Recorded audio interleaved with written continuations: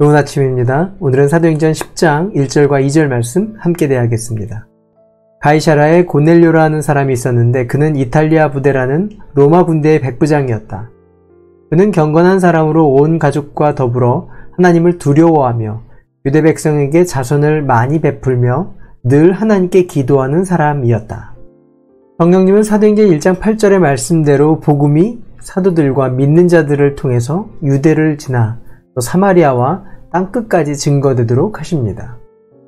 때론 평안함으로, 때론 핍박과 박해를 통해서 혼만하게 그 복음이 뻗어나가도록 주님께서는 주도하고 계십니다. 그런데 이 복음의 역사, 성령의 역사를 가장 방해하는 것은 믿는 자들을 박해하는 유대인들 뿐만 아니었습니다. 어쩌면 더 큰 문제는 여전히 그리스도를 믿는 유대인들 속에 뿌리 깊게 내려져 있는 두 가지 생각, 하나는 선민사상과 그리고 율법주의입니다.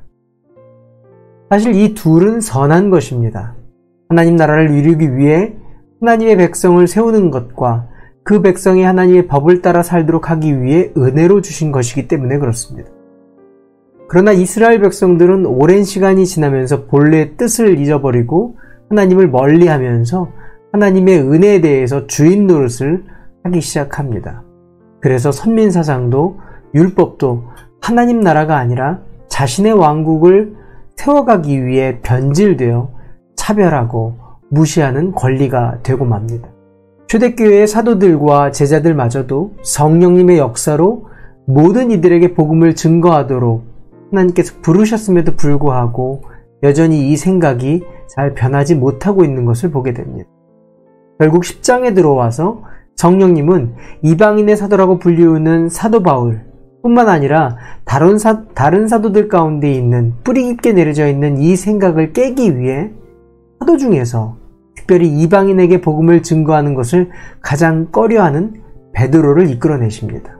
그리고 경건한 자 고넬료를 만나게 하시는 이야기가 시작되어집니다. 고넬료는 이방 사람입니다. 로마 이탈리아 주둔군의 백부장이죠. 그런데 성경은 그를 경건하고 구제를 많이 하는 사람이며 항상 기도에 힘쓰는 사람이라고 소개하고 있습니다. 베드로는 결코 인정할 수 없는 사람입니다.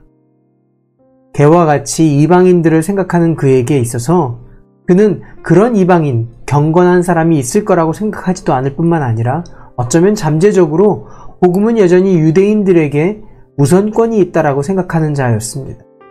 그런데 결국 그것을 깨트릴 만한 경건한 자 고넬료를 만나게 하시는 것입니다.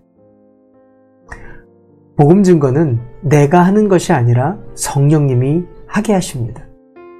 내가 보기에 맞는 사람이 아니라 주님은 나를 통해서 오늘 그리스도의 복음이 필요한 자를 만나게 하십니다.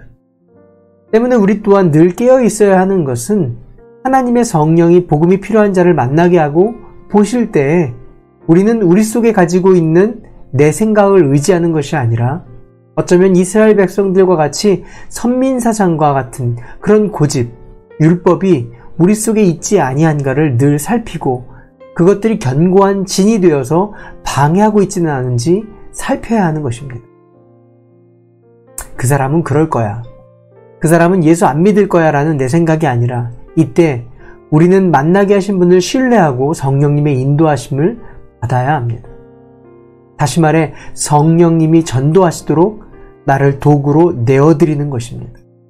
내가 편한 사람에게 그리고 나와 코드가 맞는 사람이어야 복음을 전할 수 있다는 생각은 나의 육신의 생각, 나의 육신의 눈으로 복음을 증거하는 것입니다. 이것이 복음 증거하는 것의 가장 큰 장애가 됩니다. 사도 바울은 로마서 8장에 이렇게 말합니다. 육신을 따라 사는 사람은 육신에 속한 것을 생각하나 성령을 따라 사는 사람은 성령에 속한 것을 생각합니다.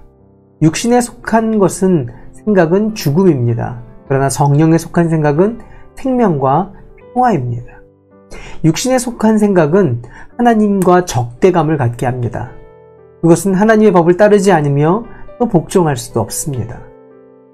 육신의 메인 사람은 하나님을 기쁘게 해드릴 수가 없습니다.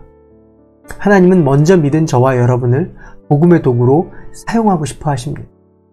영의 생각에 순종하는 저와 여러분 되시기를 바랍니다. 은혜를 받아 누리기만 하는 자가 아니라 나누어 줄 줄 아는 자로 우리를 부르셨습니다.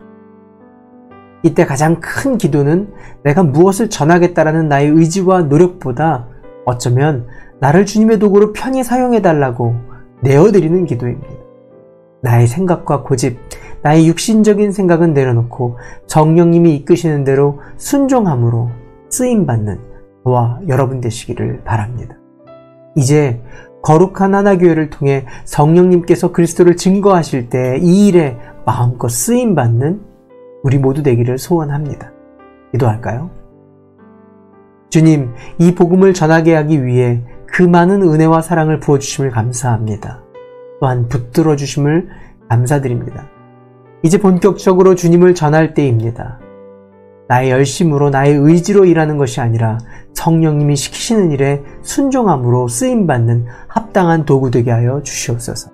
예수님의 이름으로 기도합니다. 아멘. 주님의 성령님과 동행하시는 하루 되시길 바랍니다. 화이팅!